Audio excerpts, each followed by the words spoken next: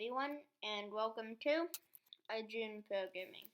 In this video, you're going to learn how to use iterables and for loops. So, an iterable is just a sequence of things. There are four types that you can make without using a specific function. So first, there are arrays, tuples, dictionaries,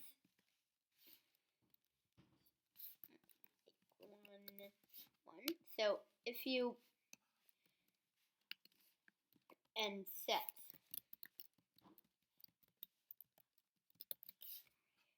And so the things about actually let's start with an array.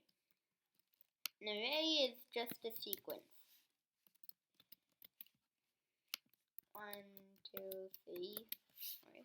You can put normal stuff in it, and you can actually, you know what? Scratch that. They're just sequences. And tuples are pretty much lists, but with a special feature.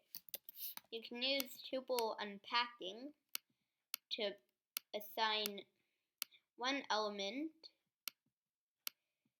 of a tuple onto each variable. So x would be 1 and y would be 2. So, but if you put too many, too little,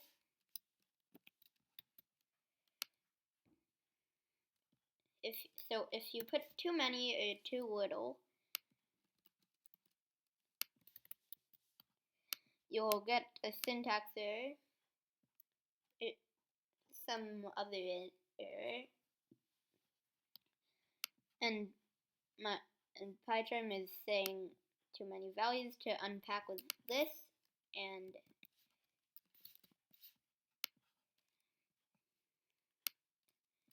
too little and need more values to unpack for too little. And then there are dictionaries. It's made from two curly brackets, and it uses keys, so we can put like one hello. We can even put it as the keys as any type, and the items as any type. So this is a key, and this is an item. When you loop through a dictionary, which you'll learn how to do later in the video, it'll automatically do the keys. It'll automatically loop through the keys instead of the items. If you want to loop through the items, you can say dot items.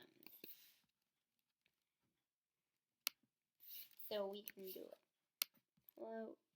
So we can print this out.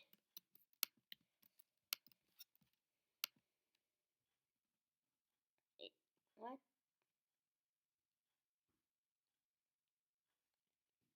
So anyways, it's probably just another class, but if we turn this into a list, then not that.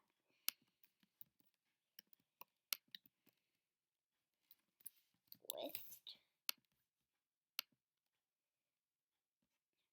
We'll see hello, comma 1. So the dictionaries function to convert into them are dict. It's dict. Sets are set, and tuples are tuples. Tuple. So, anyways, how you loop through an iterable is for, and then the name of the variable, and then in, and then the iterable you want to loop through. There's also a built-in function called range, and you can put this like 5, and then print I. This will print 0, 1, 2, 3, 4. And if I didn't show you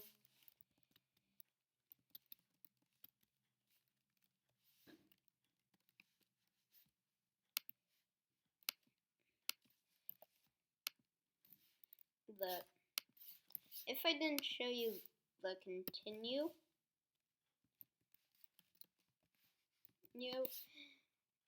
keyword, there it is. It just moves on to the next iteration.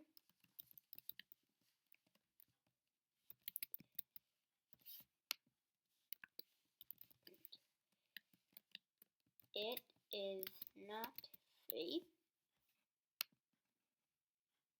And here's what it says.